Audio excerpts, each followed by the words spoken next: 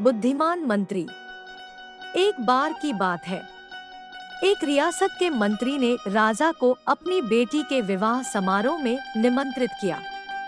जब राजा अपने परिवार के साथ विवाह समारोह में पहुंचा तो मंत्री उन्हें सम्मानपूर्वक विशिष्ट आसन पर बैठाने ले गया तो मंत्री यह देखकर बहुत लज्जित हुआ कि एक सफाईकर्मी वहां बैठा हुआ था। उसने सफाईकर्मी को सभी के सामने वहां से उठा फेंका और उसे बहुत डांटा। सफाईकर्मी ने बहुत अपमानित महसूस किया और बदला लेने की योजना बनाने लगा।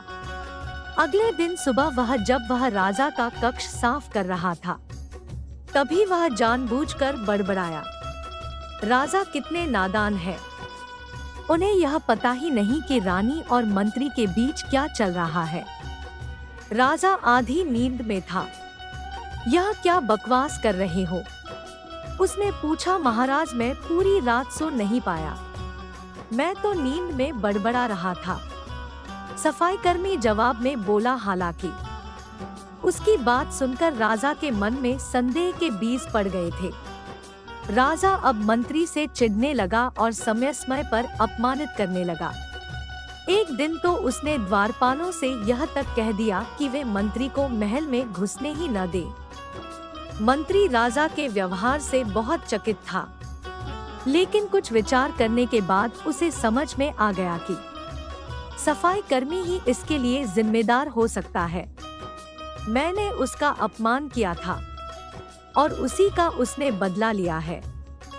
अब मुझे उसे दोबारा प्रसन्न करना होगा, तभी वह राजा की निगाह में मेरा सम्मान दोबारा दिला सकता है।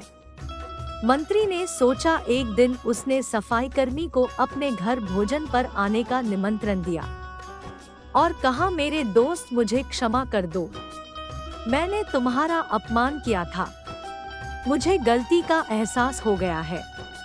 इन सुंदर कपड़ों को उपहार के रूप में ग्रहण करो, चलो मेरे साथ भोजन करो।